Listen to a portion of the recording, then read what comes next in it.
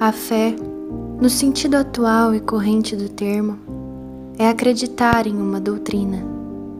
Mas esse não pode ser o sentido bíblico originário, porque as pessoas que acreditaram em Jesus Cristo não conheciam doutrina nenhuma. A doutrina católica não estava formulada.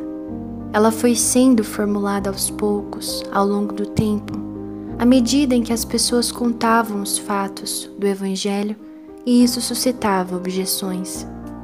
A coisa passava da narrativa para a discussão, e daí aquilo que os apóstolos sabiam por experiência, transposta em narrativa, tinha de passar por uma segunda transposição, transformando-se em argumentação. Foi isto que gerou a doutrina católica, senão ela não existiria. Os elementos da doutrina católica foram aparecendo soltos, e só 1000 anos depois é que surgem as sumas, que é a tentativa de organizar aquilo pela lógica. No princípio eram pontos separados que vinham só para responder a objeções. Essas objeções não surgem dentro da exposição de uma doutrina, mas a partir de uma narrativa. O sujeito conta uma coisa da qual ele foi testemunha direta ou indireta, e o que ele conta suscita objeções. Daí ele passa da clave narrativa para a clave argumentativa, tentando mostrar que aquilo que aconteceu é também razoavelmente possível. No que aquelas pessoas tinham fé? É muito simples, no próprio Evangelho.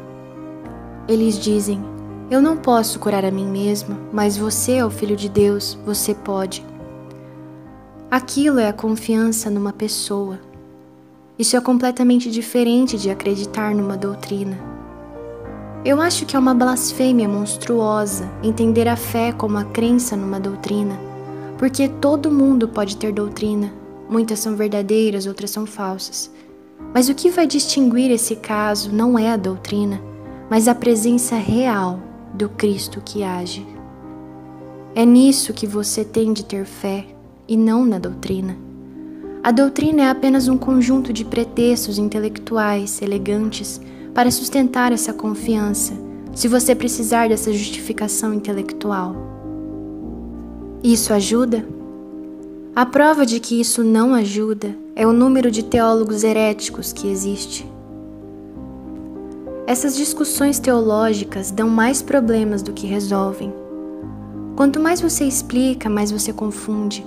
Quanto mais explicações, mais surgem objeções, cada vez mais artificiais, até sufocar tudo, até que a doutrina vire o contrário dela mesma, como acontece com essa turma da teologia da libertação, esses modernistas todos.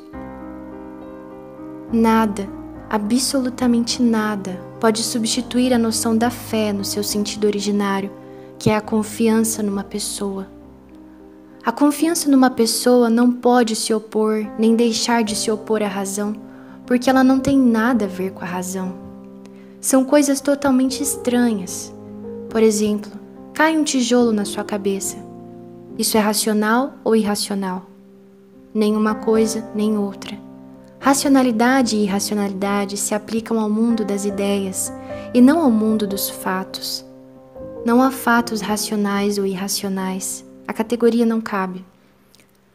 A atitude que você tem para com uma pessoa em particular é uma decisão sua, totalmente livre, que em si não é racional nem irracional.